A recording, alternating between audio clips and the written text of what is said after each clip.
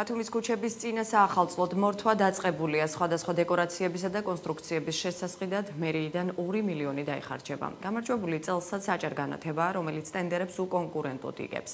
სატენდერო დოკუმენტაციის მიხედვით საახალწლო ღონისძიებები წელსაც ევროპის მოედანზე უნდა გაიმართოს. ჯერჯერობით უცნობია, ვინ იმღერებს კონცერტებზე და რამდენი ლარი დაიხარჯება ჰონორარებისთვის.